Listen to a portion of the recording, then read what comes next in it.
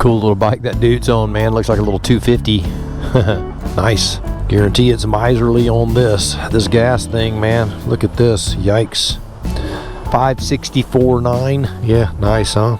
Never thought I'd be paying that, I'll tell you. That's enough to press the crap out of you, isn't it? Yikes. $26 for a little over 4.5 gallons. That's nice. There's a lot I could say, but ain't none of it nice. I don't want to feed the monster. Don't you hate sneezing in your full face helmet?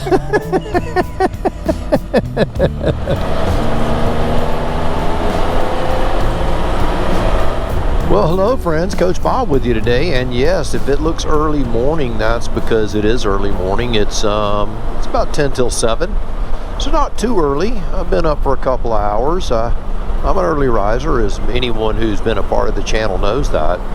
I've gotten a lot of emails this week, and it's been an odd week this week. It's been a good week too, by the way.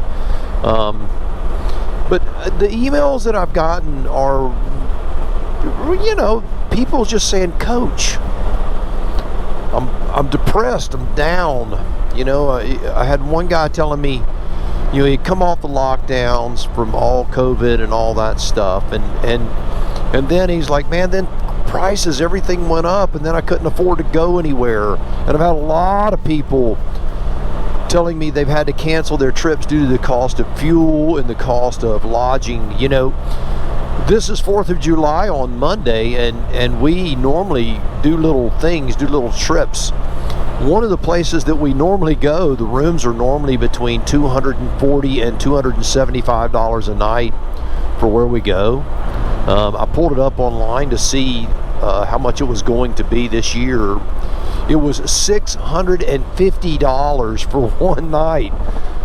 So needless to say, we canceled that trip.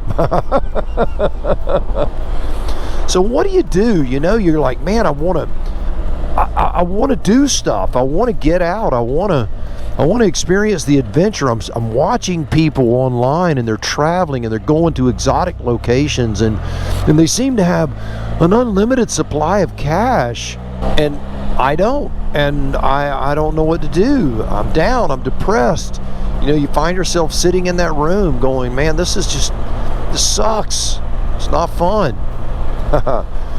Well, I'm going to give you a few things today. I don't know exactly how many, but I'm going to give you a few pointers on how to beat those doldrums. Of course, a lot of it is going to revolve around motorcycles, motorcycle riding. Some of it just other things too, because I want you to realize the answer is not just this. I mean, the answer truthfully is this, right? This guy right here, I'm responsible for my happiness, and likewise you're responsible for yours. And sometimes that can be a greater challenge than others, and I certainly understand that. You know, we've been coming off of a lot of stuff. You know, halfway through last year, the wheels started coming off the cart for Coach Vic and I. You know, my mother died, and then, you know, Vicky's mom was diagnosed with cancer, and then Vicky was diagnosed with cancer, and then her father started having health issues, and, you know, it's been one thing after another, after another, after another, after another, and that's just how life is. I'm not complaining. I'm simply saying that, you know, I understand what it is to trudge through the mud and go, man, is there ever an end to this? Is it going to be one catastrophe after another? And it can sometimes feel that way. It can be quite overwhelming. So I'm going to tell you the things I do that keep me from sludging around and being a slug.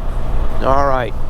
The very first thing you can do when you got the I can't go on tour blues, I can't go on tour, I got the blues. If the go on, okay, so you can't go on tour, you can't afford it, so what do?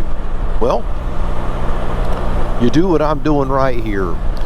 Get up early. You know, I used to do this on my Harley. Every Saturday morning I would get up early and go for a ride when I was working, and I'd take my son with me. We'd hit motorcycle shops, and we'd go talk to people and just ride around, go get some breakfast and do that sort of thing. And by noon I was home and felt like $1,000,000. So I'm going to tell you, go out on a little ride. Just go out. It doesn't have to be a big ride. We'll talk about that in a minute. This road right here is called Miccosukee Road. I love this road. You see this road in my videos a lot because I ride this road a lot. It is conveniently located near my home, but that is irrelevant. I would ride 30 minutes to ride this road if I had to. I'm sure there is a road within a half hour of where you are that would be the perfect riding spot for you, that you could get out and clear your head. You know, so many times the voice inside of us says, lay here, you know, just lay in it, roll around in it. That is definitely not the answer. Get out, go on a little adventure, go find something. You know, one of the things that I will do is I'll take my phone and just Google in your area war monuments or historical monuments or sightseeing in your own area, and you will be amazed of things that will come up that you didn't even know were there. I mean, you just didn't even know they existed. So start seeking the adventure. The adventure, trust me when I tell you this, it will not come to you. It won't. I promise you it won't come to you. You have to look for the adventure. It's there, and it's in your own backyard. You just have to, it's there for the taking. You just gotta take it. So number one is look for that daily adventure or weekly adventure, whatever it takes to kind of fill that void within you that says, I'm missing out. Sometimes a little ride every morning, a little taste of it every day is a good thing that can just keep you full. And sometimes once a week is all you need. Don't think that because you're not going to, you know, South Dakota, North Dakota, Maine, California, you know, Florida, whatever, you know, your trip is, don't think that just because, you know, you're not going on some big 1,000-mile journey that it has to be any less fulfilling, because it doesn't have to be. All right. Number two, I alluded to it in the first one because, you know, it was about seeking adventure on a motorcycle, and I talked about you got to do something. So number two is force yourself out. Force yourself out. You know, I didn't realize how valuable this was until I retired. You know, I thought retired people, man, they got up, they had coffee, and life was like a vacation day because every day is vacation. But it's not. What it turns into is daily boredom. You will sit around your house and do nothing if you allow yourself to. Or you will get overstretched by other people's needs. And neither one of those are good places to be. I did both of those after I retired. I think most retired people do that, where they go, you know, I'll help you, I'll help you, I'll help you, I'll help you, I'll help you. And then all of a sudden, you're withering on the vine because you're helping everybody and you have no time. And then there's the other side where you go, man, I'm just going to sit around and do nothing. You know, we got a lot of people working out of home now, and so they have that time on their hands. You have to force yourself out. Get out. Walk out into the yard. Go down the road. Walk around the block. Take your dog for a walk. If you don't have a dog, borrow someone else's. But get outside. Breathe the fresh air. We weren't created to be in cages. We just weren't. So number two would just be get outside. With me, I love getting outside. You know, the cool thing about having a touring motorcycle, now there are those who, oh, the Spyder's not a motor. It is a motorcycle. It's a three-wheeled motorcycle. It's a motorcycle nonetheless. It's not a motorbike. It's a motor trike. So anyway, there's that one out of the way. But the beauty of having a touring motorcycle is that you can put running shoes, hiking boots, anything that you want to in all of the storage that you have on a touring motorcycle. You can ride to a local trail somewhere and go for a walk. You fed two things. In fact, that's actually that's what I did this morning. I went on a walk before I started filming, and it was nice. It was beautiful. It was dark. Yeah, I was walking in the dark. It was beautiful. But you can do that. You can get up and you can go do things like that. It's good for you. It's good for the mind. It's good for the soul. It's just good for you. You know, I can tell you, I'm going to show you something here. You see this right over the tree line? You see that? That's the sun coming up. How many of those have you seen in the last month? Have you seen any? And I can tell you on your last day when you're going, man, I'd love to see one more sunrise. I'd love to see one more sunset. It is worth the price of admission. Get up and see it. But get outside, man. Go do something physical. Like I said, it can be in your own yard. It can be any of that. This just feeds all of that for me. It feeds all of it. And that's what I love about riding, is I'm outside, I'm doing something physical as well. Number three. Get yourself a project. You know, buy an old clunker motorcycle, an old clunker bicycle. In fact, just you know, a flower bed in your house. You know, just pick a flower bed that looks terrible, which would be all of mine. Come over, you can do mine. If you're retired, I'll help you over plan your day.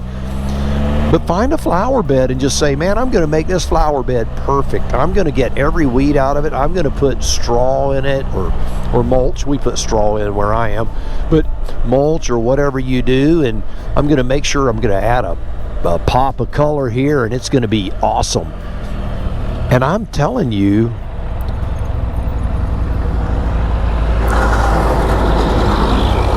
you will find yourself being very proud of what you've accomplished. You know, you'll back up and see here, I got my phone vibrating at me. Oh, anyway. But you'll find yourself very pleased at your accomplishments. You know, there is something to be said about doing something physical, you know, a physical project. And when I say a project, it could be writing a book or anything, but I'm more referring to physical projects, things that get the body moving. You know, when I mow the grass, I actually enjoy the experience when I'm finishing. There's a lot of times when it's hot, you're not really enjoying it. But when you look back and you see what you have accomplished, and you see how nice the yard looks, or you see how nice the flower bed looks, or the garage, or whatever it is you've done, man, there is something inside you, a need within you, that gets met. So find a project and actually do it, you know, actually do it. All right. So number 4, the number 4 and 5 kind of work together. And number 4 is going to be turn off the junk. Turn off all the junk. You know, I don't want this to turn into a political statement or a political video. I really don't, because I think that crap most of the time. I'm not going to convince you to be me, and you're not going to convince me to be you. So why can't we just be each other and be riding buddies, you know? Turn the junk off. If you look at your Facebook page, if you have Facebook, look at your social media platform. And if your social media platform is nothing but vitriol and hate, regardless of where it comes from, you, my friend, have a problem. Turn the poison off. Turn it off. Duck away drive, yes. Turn that crap off. Quit doing it. You're eating the poison, and you wonder why you feel terrible. You wonder why you're using profanity in every other word. Turn that crap off. You don't need that nonsense. It's a waste of your time. And here's the other thing. Okay, where you have an inclement day, and now you need something, you're bored, you're sitting inside, you're going to have to turn the good stuff on. Oh, yeah. You know, turning the bad stuff off is only half of the solution, you know, when you are locked down and you can't do something. You know, what if you have a health issue and you can't go for a ride, you can't get out there, you can't work in a flower bed? Turn something good on. I'll tell you right now, this channel, while I mention that, you know, you can subscribe to this channel and give this video a thumbs up. I'd appreciate that. But more than that, these videos, I believe, certainly from the sort of responses that I get, that these videos are feeding people, man. They're feeding people. They feed me. You know, the thing about being positive is contagious. Being negative is really contagious, man. It's bad, man. It is just so bad. So turn off the evil stuff, turn off the nonsense, turn off the hate, turn off the whining and the complaining and the pouting and all that stuff, and turn on the good, positive things. It is worth it. It really is worth it. You know, this ride this morning, you know, and getting out the way I try to do, I was going to get here a little bit earlier, but I thought you might want to see the sun on the water. You see these guys, man, in their boats. They're already out. They're out doing their thing. Man, go fishing. Go fishing, y'all. Look at this.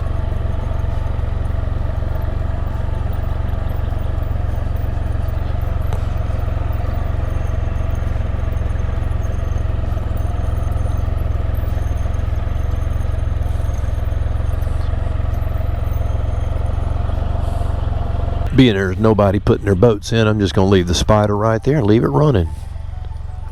This right here, this is my backyard. This is my backyard. Isn't this beautiful?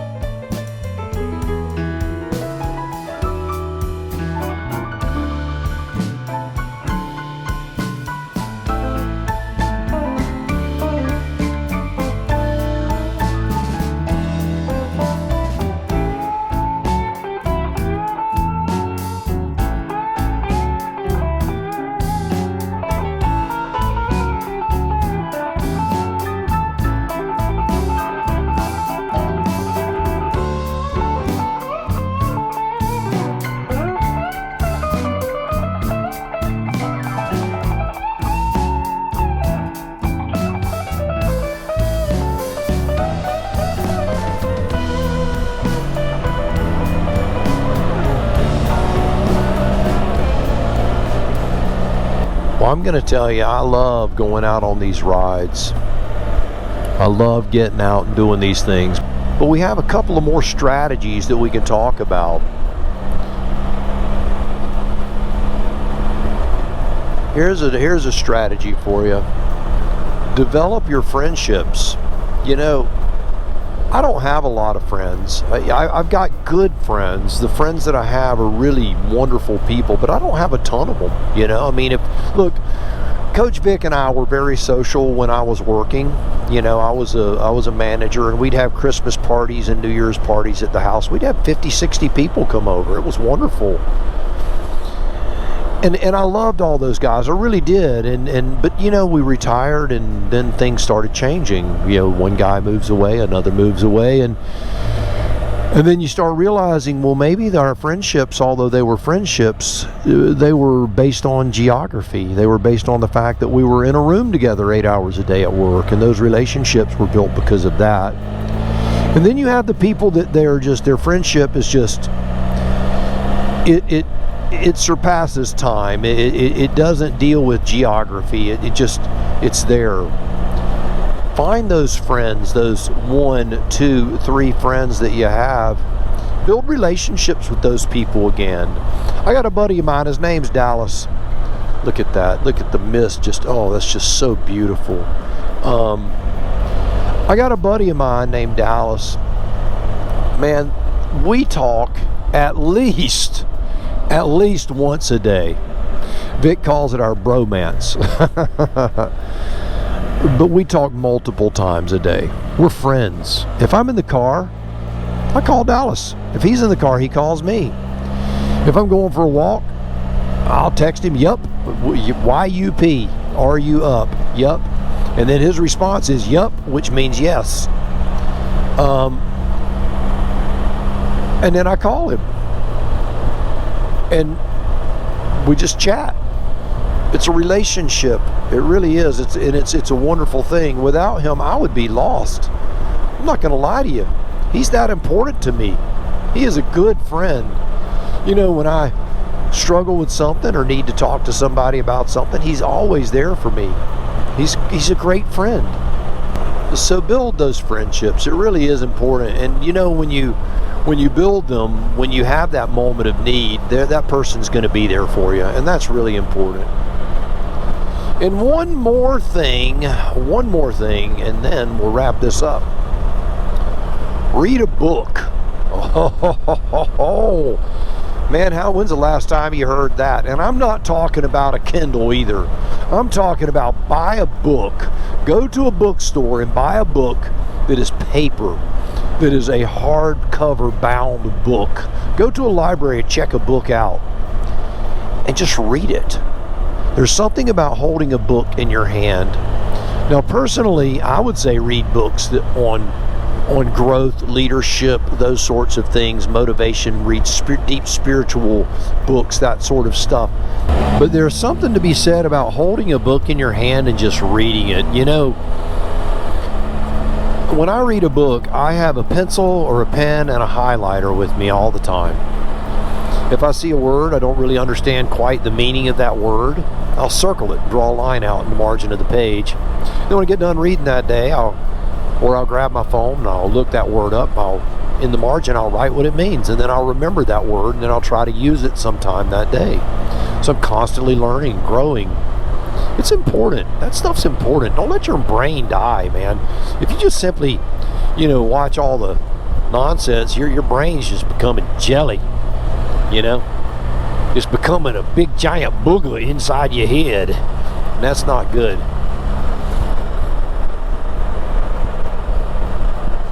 Well, the sun's up now, y'all.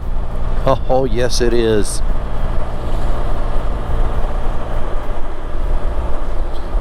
Years ago when I was a runner, I would get up, I would run. By now I would have that 15 to 20 mile run complete, and it was beautiful. And I would get home and I would be like, man, I've done more today physically than most people will do all week. There was great satisfaction in that. Great satisfaction in that accomplishment. It doesn't have to be anything that extreme. Obviously, I'm not doing anything that extreme now. But when you put these 7 little pointers all together, it's going to make a difference in your life. I promise you that. All right. Well, there you have it. Another one in the books, baby.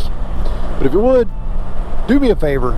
Go out this week, buy the motorcycle of your dreams, whatever it is. It doesn't matter what it is. It could be a Harley, it could be a CanAm, it could be a Suzuki, it could be fill in the blank. It doesn't matter. Road bike, enduro, adventure, dirt, it doesn't matter. Go out, buy the motorcycle of your dreams. Eat right. Take care of yourself. Yes, take care of yourself. Man, I hope this helped you. I hope it did. And remember, if you're not having fun, you are doing it wrong. And I mean that from the bottom of my heart. So I'll see you on the road real soon. You go seize the day. I'm going to go for a ride. I got another 30 minutes or so in me, I think.